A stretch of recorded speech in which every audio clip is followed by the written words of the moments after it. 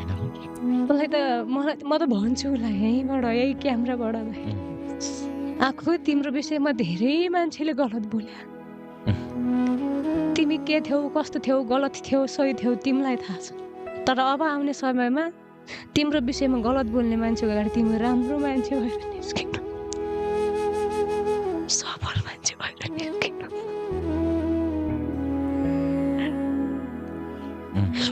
मेरो साथ, मेरो सपोर्ट कन्ट्याक्ट विहीन भए पनि, तिमीसँग म साथमा नभए पनि मेरो प्रार्थना, मेरो आशीर्वाद सधैँ तिम्रो साथमा छ। तिमी सफल भएर निस्किनु। रियाले आज रियालाई हामीले कसरी सोच्यौँ भन्दाखेरि खुला किताब हो। खुल्ला किताब। मैले भने दाइ म बिग्रिएर, मलाई बिगारेर मेरो चरित्र नङ्ग्याएर कोही खुसी हुन्छ भने म रेडी छु क्या दाइ। तर रिया कतिपय कुराहरू त सिक्रेट पनि राख्नुपर्छ।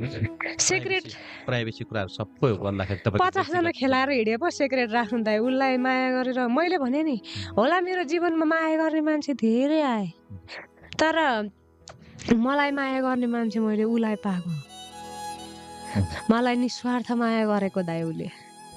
हामी धेरै समय साथमा बस्यौँ, तर कुनै पनि दिन उसले मलाई शारीरिक सम्बन्धको लागि जबरजस्ती फोर्स गरेन। मलाई त एकदम मैले भने नि म त यस्तो सिचुएसनमा छु दाइ, ऊ बाहेक अर्को बुझ्न सक्दिनँ। जे पनि विश्वास गर्न छु फर्किन्छ तपाईँको लागि। नफर्कियोस् तर सफल होस् दाइ। उसलाई यति गलत बोलेका छन् नि मान्छेले, गुन्डा हो त्यो, चोर हो, फटा हो, हलान हो, यति इमान्दार। मैले 1-2जनाबाट सुनेको छु धेरै इमान्दार पनि हो रे ऊ। गाउँ समाजमा धेरैले मानेको मान्छे नि हो, तर नि त्यसको आमा यस्तो, त्यसको बाउ यस्तो, त्यसलाई त बलात्कार केसमा फसा। त्यो विदेशै गयो भने नि त्यसलाई झिकाएर ल्याउन सक्ने क्षमता छ तमारिया उस्काउने के मलाई। तर मैले सकिनँ दाइ। हिजो मेरो शिर छोएको हातमा म कसरी हतकडी लगाइदिनु।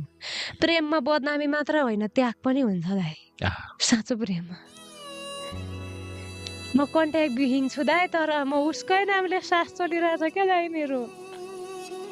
पाउनु मात्रै प्रेम होइन, प्रेममा दाइ ऊ हिजो मेरो साथमा हुँदा ऊ राम्रो थियो। आज उसको विषय मैले गलत कुरा थाहा पाउने बित्तिकै उसलाई फसाएर हिँड्यो भने त के प्रेम भयो त दाइ त्यो। म त भन्छु आफू सफल भएर निस्क्यौ। तिमीलाई गलत भन्ने मान्छेको अगाडि, तिमीलाई गलत तरिकाको ट्रिट गर्ने मान्छेको होला तिम्रो गल्ती कमजोरी होला, म मान्छु। भगवानबाट पनि गल्ती कमजोरी भएर नराम्रो मान्छेलाई संसारमा जन्म दिन्छन् क्या दाइ। बलात्कारी, अपराधी, हत्या जस्तो जघन्य अपराध गर्ने अपराधी जन्मिन्छन्। भगवानबाट नि गल्ती हुन्छ। तिमी मान्छे हो, गल्ती भयो होला, म मान्छु। तिमी मेरो साथमा नभए पनि